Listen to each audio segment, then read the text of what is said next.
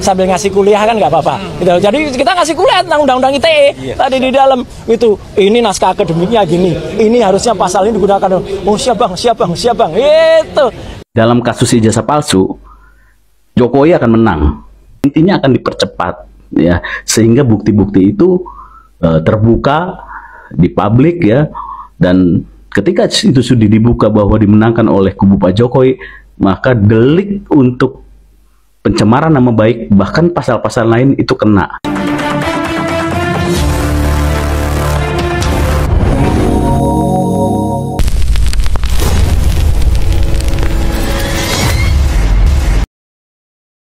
Halo, assalamualaikum warahmatullahi wabarakatuh. Jumpa kembali dengan Banyuwangi Official. Oke teman-teman, jadi malam hari ini kita mau nonton yaitu tentang Roy Suryo, yang dimana tadi siang ya itu dipanggil ke Mabes Polri, dan setelah dipanggil dan diinterogasi oleh Mabes Polri, Roy Suryo memberikan keterangan, dan inilah statement dari Roy Suryo.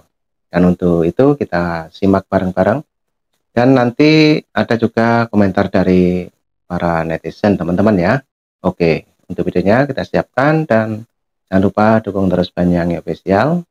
Dan langsung kita tonton untuk videonya Roy Suryo. Lanjut. Ketika nanti putusan pengadilan ya menyatakan bahwa berdasarkan bukti-bukti para penggugat tidak memiliki bukti valid, sedangkan pihak Pak Jokowi punya bukti valid dari pihak UGM, dari PKPU dan segala macam, maka dinyatakan sah. Sekarang ini ya sudah mulai mereka menjatuhkan yang namanya pengadilan. Mereka akan bilang bahwa pengadilan akan memutuskan, karena ada putusan pengadilan yang mengatakan ijazah Pak Jokowi asli, sehingga mereka akan menyebarkan ya bahwa pengadilan sudah diintervensi oleh pemerintah, pengadilan sudah diatur. Ini akan mereka lakukan, sebelum kejadian mereka akan lakukan itu ya. Coba kan nanti kita lihat, karena tujuannya bukan Pak Jokowi, mereka tahu itu asli, tahu ya, cuma karena mereka ingin merusak ya, membuat kegaduhan melalui Pak Jokowi, sasaran antara kan, Pak Jokowi itu hanya sasaran antara. 1000% mereka tahu itu asli, 1000% mereka tahu Pak Jokowi tidak bohong. Tapi Pak Jokowi adalah objek yang sangat tepat untuk membuat kegaduhan di negara ini. Boleh Pak dikit sini ya. Ya oke. Tentang pemeriksaan Nah itu tadi teman-teman sedikit mengenai Pak Jokowi ya. Jadi ini juga ada Roy Suryo yang baru saja keluar dari pemeriksaan ini. Oke lanjut untuk videonya kita play. Oke, santai aja. Santai pertanyaan. Ya, jadi tanyakan aja begitu. Ya, oke. Terkait dengan pemeriksaan hari ini atau klarifikasi hari ini? Ya, jadi alhamdulillah sebagai warga negara yang baik dan didampingi oleh sahabat-sahabat semuanya, saya tadi menjalani klarifikasi, undangan klarifikasi yang pertama pada hari ini Kamis ya 15 Mei 2025 dengan surat yang memang sudah saya terima baik secara fisik maupun secara elektronik ya. Jadi saya harus datang. Dan saya memang juga menyayangkan gitu, karena ada beberapa yang sudah disebut-sebut namanya ya, tapi kasihan yang bersangkutan seperti Pak Abraham Samad ya, namanya udah disebut bahkan dikatakan mangkir, padahal yang bersangkutan belum terima surat gitu loh, itu kan. Nah ini sambil kita lihat wajah dari Roy Suryo teman-teman, dan ini baru saja keluar dari Mabes Polri ya. Oke kita dengarkan lagi. Sebaiknya sistem persuratan atau administratif di Polda Metro Jaya lebih baik diperbaiki lah gitu.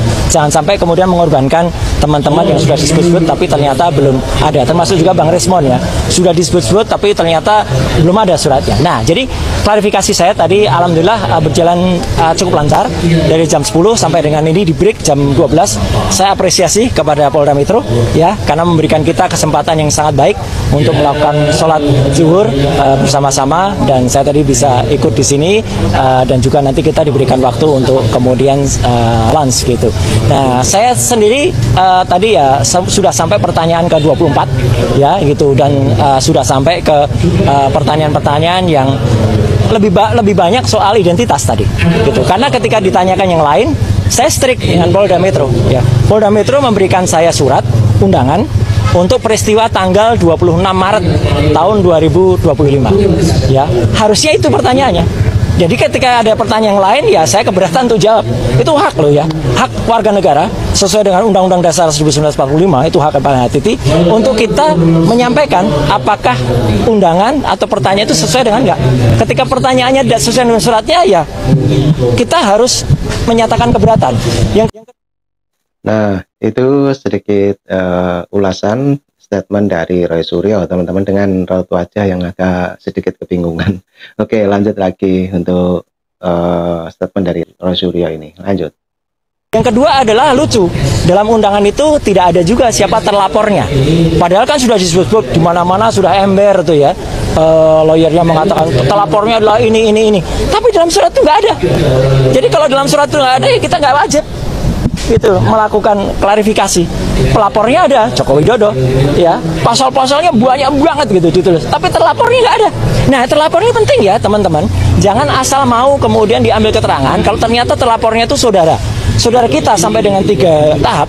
Kita nggak wajib memberikan, karena bisa jadi kita nanti nggak diakui keterangan kita karena itu saudara. Apalagi yang terlapor itu misalnya kita sendiri, ya. Jadi kita nggak usah ngasih jawaban karena kita berhak untuk diam, berhak untuk tidak memberikan keterangan kalau memang itu tidak tertulis. Jadi terlapornya tidak ada. Ini penting banget ya, terlapornya. Yang kedua adalah locus delicti dan tempus delicti 26 Maret itu saya berpegang ke situ. Jadi kalau bukan itu yang ditanyakan, saya keberatan untuk jawab. Kemudian satu lagi adalah barang buktinya. Itu disebut Undang-Undang Informasi Elektronik bla bla bla bla. Mohon maaf sekali lagi, saya ikut merumuskan Undang-Undang Informasi dan Transaksi Elektronik. Jangan sembarangan menggunakan pasal itu untuk mempidanakan orang. Ya, Undang-Undang Informasi Transaksi Elektronik dibuat dengan niat baik agar Indonesia itu terlepas dari dikucilkan ke dunia internasional karena kita tidak memiliki undang-undang dalam bidang e-commerce. Jadi pasal-pasal itu adalah misalnya untuk 32 dan 35. Itu misalnya untuk seseorang ngirim bukti transfer kepada teman. Tapi bukti transfer direkayasa, duda kodik 1 juta dijadikan 10 juta. Nah, itu yang dipidana. Ada orang misalnya ya posting ini ijazah asli gitu ya. Tapi ternyata yang punya ijazah nggak mengakui kalau itu asli. Ya, kader partai itu. Ya, dia yang harusnya bisa kena itu. Dia bisa kena 8 tahun atau 12 tahun. Sedangkan Dr. Ismon, Dr. Tifa, saya tidak melakukan apapun terhadap barang elektronik. Dan yang penting apa? Barang elektroniknya nggak ada. Jadi dokumennya saya tadi tanya, mana dokumen yang dilaporkan? Nggak ada, Pak. Loh, kalau nggak ada ya gimana penyidik? Gitu loh. Kenapa nggak ada dokumen elektronik? Ini Undang-Undang Informasi dan Transaksi Elektronik. Pasal 5 ayat 1-nya harus ada dokumen elektronik. Jadi kalau dokumen elektroniknya nggak ada, sama saja dengan kita tiba-tiba Bang Rustam ini tiba-tiba dituduh melakukan, maaf ya, pembunuhan. Tapi mayatnya nggak ada. Gimana bisa dituduh beliau melakukan pembunuhan? Bahkan kalaupun ada mayatnya diperiksa dulu, diforensik dulu. Benarkah mayat itu terbunuh atau dibunuh? Kalau Bang Rosman tiba-tiba ngaku aja oh ya saya mau, ya kasihan beliau dong. Jadi saya ngajak teman-teman untuk lebih berpikir ya, termasuk juga penyidik ya.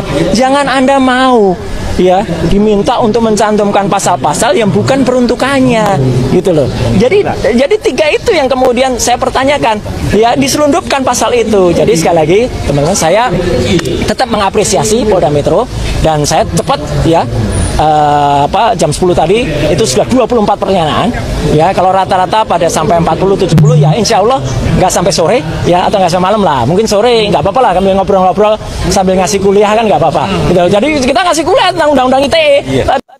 Nah, dengerin guys, ngasih kuliah katanya. Nah, ini perlu dicatat teman-teman ya.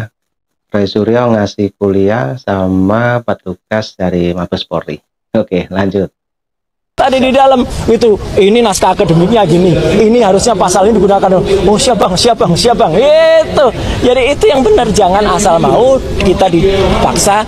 Orang itu harus tahu hukum, tapi jangan sampai orang itu kemudian dipaksa untuk menjalankan hukum yang tidak pada semestinya. Itu saya kira. Pak Roy, kan tadi kan juga disebutkan di tanggal 26 sebenarnya apa sih yang terjadi? Karena kan sebelumnya kemarin Pak Michael juga sempat ditanyakan tanggal 26 itu apa sebenarnya yang terjadi, Pak? Saya tidak berhak menjawab tanggal 26 itu apa. Nanti saya dikira ST. Yang jelas tanggal 26 itu saya sedang melaksanakan buka bersama ya di rumah makan oma apa gitu ya. Itu kegiatan saya ya. Yang lainnya saya nggak tahu, silahkan penyidik tahu.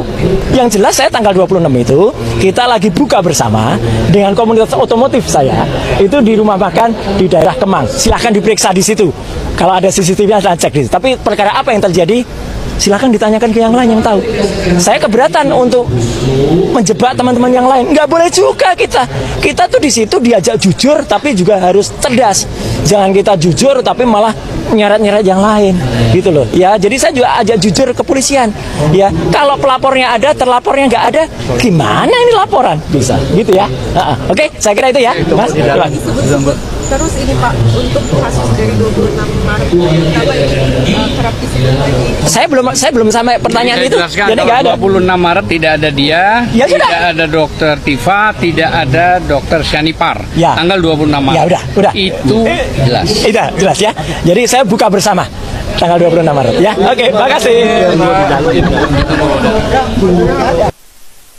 Roy Suryo kuliah sampai belasan tahun, tahu-tahu cuma jadi menpora. Kalau mau jadi menpora, jadi guru agama aja, jadi guru olahraga aja. Ngapain lama-lama kuliah? Deketin tuh Pak Jokowi biar dapat jabatan gitu. Apalagi si Rismon ini mengaku-ngaku ahli jurusan elektro, lalu saya pindah ke Jepang. Itu disertasi saya bla bla bla di Jepang di bawah pimpinan profesor bla bla. Nggak taunya katanya bodong ijazahnya, gimana sih? Aduh, yang lebih pencengangkan dan membagongkan lagi, ahli elektro dan forensik, kok kerjanya buka baut Pertamina, buka baut kilang minyak. Udah capek lah. Oke Rismon, tunggu saya ya, nanti kita debat. Makasih. Saya dokter, enggak panjang ini. Saya advokat, doktor kandidat Haji Muhammad Firdaus Oiwobo, SH, SHI, MH, SHPIT, SHPDT, CFLS, CLA, ALC, CMK. Itu panjang ya. Bentar lagi MIP masuk. Tahun depan, 2 tahun lagi. Saya pernah ketemu Pak Jokowi karena saya mantan juru bicaranya, dan saya pernah tanya soal ini. Saya bilang, Pak, kenapa sih Bapak nggak jawab ini gitu? Kenapa Bapak nggak laporkan balik ya semua orang yang menghujat Bapak? Beliau bilang, Bu Irma, semasih mereka hanya sekedar mengatakan saya jokodok, mengatakan saya anak PKI dan lain sebagainya, saya nggak peduli, saya kerja aja untuk rakyat. Tetapi ketika mereka sudah menyentuh tubuh saya, menyakiti anak saya dengan fisik, secara fisik, atau istri saya secara fisik, atau rumah saya lah dilemparin batu misalnya begitu, saya pasti akan bertindak secara hukum. Itu disampaikan beliau ke saya. Saya nggak ngerti sebesar apa kesabaran itu gitu loh. Dan itu yang mau ditiru Prabowo, tapi Pak Prabowo kan nggak mampu untuk bisa sesabar itu gitu. Dalam kasus ijazah palsu, Jokowi akan menang. Kenapa? Ayo kita bahas ya. Oke, jadi kita bahas ini menggunakan landasan hukum ya. Nah, ini juga ada dari netizen ya, murni dari netizen ini berpendapat. Mari kita saksikan apa komentar dari netizen ini. Oke, kita simak dulu. Dan dengan bahasa yang mudah tentunya. Jadi yang teman-teman perlu ketahui ya, masalah ijazah palsu ini kan sekarang bergulirnya ini ada 2 hal ya. Yang pertama itu Pak Jokowi sebagai terlapor, yang kedua adalah Jokowi sebagai pelapor ya. Nah, yang rame-rame kemarin di sidang itu kan Jokowi yang terlapor ya. Jadi para penggugat, lawan-lawan pembenci ini maju ya, melaporkan, dan akhirnya berproses pada sidang ya, yang secara hukum perdata ya, secara administratif kan diperdata gitu. Nah, itu yang rame-rame kemarin. Nah, yang hebatnya strategi Pak Jokowi tidak akan pernah hadir untuk membawa ijazah aslinya ya, pada posisi dia sebagai terlapor ya, karena menurut kuasa hukum Pak Jokowi, ngapain juga Pak Jokowi menunjukkan siapa pula mereka tidak kompeten dalam menyelidiki atau meminta keabsahan ijazahnya Pak Jokowi. Itu benar ya. Akhirnya kasus hukum itu bergantung dan diayun terus oleh Pak Jokowi ya. Nah, yang kedua, pada sisi Pak Jokowi sebagai pelapor ya, ke Polda kemarin itu dia datang, dia melaporkan orang-orang itu dengan apa? Delik pidana pencemaran nama baik. Ingat ya, kalau yang tadi adalah mereka akan mencari keabsahan ijazah Pak Jokowi ya pada hukum perdata. Kalau yang ini pakai hukum pidana karena sudah mencemarkan nama baik gitu ya. Nah, yang kasus ini sedang diproses oleh Bareskrim dan katanya sudah 90% ya, uji ya, apakah ijazah Pak Jokowi itu benar atau tidak gitu ya. Nah, pada kasus yang Pak Jokowi sebagai pelapor, gerakannya sangat cepat gitu ya prosesnya. Ya, bahkan ada info sudah 90% tadi ya. Nah, dan delik hukumnya adalah pidana. Bayangin loh. Nah, kalau perdata nggak ada yang namanya di penjara. Tapi kalau di pidana ada yang namanya penjara. Nah, kenapa Pak Jokowi bisa menang? Iyalah, sekarang ini tinggal kejar-kejaran. Hukum berjalan, tetapi ketika Pak Jokowi sebagai terlapor tidak mau hadir, itu kan menggantung terus. Tetapi ketika Pak Jokowi jadi pelapor, Pak Jokowi menunjukkan ijazahnya melalui saudaranya, entah dia akan hadir sendiri, intinya akan dipercepat, ya, sehingga bukti-bukti itu terbuka di publik ya, dan ketika itu sudah dibuka bahwa dimenangkan oleh kubu Pak Jokowi, maka delik untuk pencemaran nama baik, bahkan pasal-pasal lain itu kena. Pak Jokowi ini kan sudah pensiun lah ya, tetapi terus disudutkan. Sebetulnya ada kepentingan besar di balik semua ini. Yang kita lihat di permukaan itu kan ada orang bergerombol menuntut soal kepastian ijazah. Tapi sebetulnya ada kepentingan besar. Kepentingan besarnya apa? Ada kelompok yang tidak ingin Mas Wapres Gibran itu stabil, apalagi makin kuat di dalam posisinya sebagai wakil presiden. Dan yang kedua, ada kelompok yang sudah melirik jabatan wakil presiden di 2029.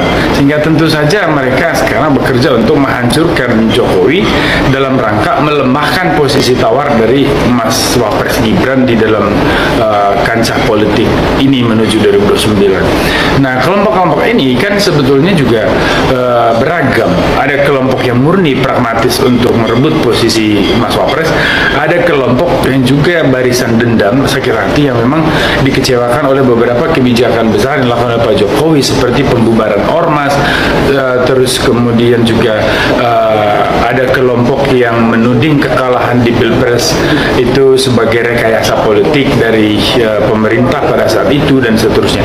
Jadi kelompok barisan-barisan sakit hati ini kemudian mengkristal menjadi satu gugus politik baru, dan mereka terus secara konsisten menekan Pak Jokowi, menyudutkan keluarga Pak Jokowi, karena sasarannya adalah bagaimana menghancurkan citra Pak Jokowi dan legasi politiknya supaya masa depan politik dari anak-anak Pak Jokowi itu juga ikut terganggu. Kan itu aja. Nah, oke. Teman-teman, videonya sudah habis. Itulah tadi statement dari Roy Suryo untuk video yang di paling depan tadi, setelah menjalani pemeriksaan ataupun interogasi dari Mabes Polri, teman-teman. Jadi panjang lebar Roy Suryo tadi juga mengatakan datang ke Mabes Polri ngasih kuliah untuk para polisi. Nah, intinya seperti itu. Dan tadi juga ada statement dari pengamat-pengamat politik kita, dan baru saja juga diobrolkan oleh Bapak yang ada fotonya ini. Jadi keterkaitan dengan ijazah Pak Jokowi. Oke, jadi semuanya ambil hikmahnya, teman-teman. Jadi nanti juga ada video lagi dari Panjang Official.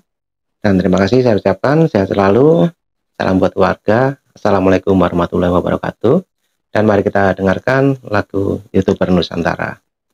Terima kasih dan sampai jumpa. Thank you.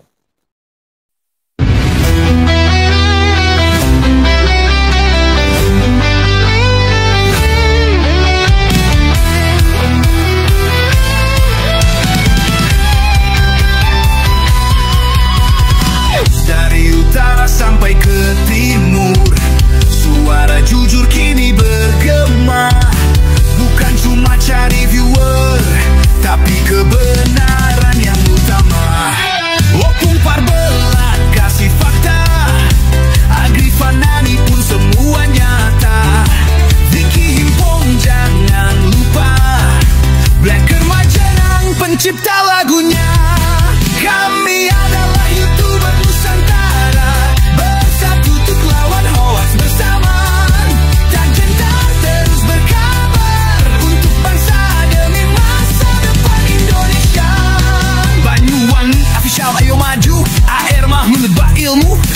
proyeksi raib media, kebenaran selalu juaranya. Ronaldo Bastanto bicara tegas, Ronaldi SB tak pernah lepas. Moto B kreatif penuh ide cerdas, kan update info paling jelas. Bukan sensasi, bukan tipu daya, kami berdiri untuk berita nyata. Rakyat butuh cahaya, dan kamilah yang pertama.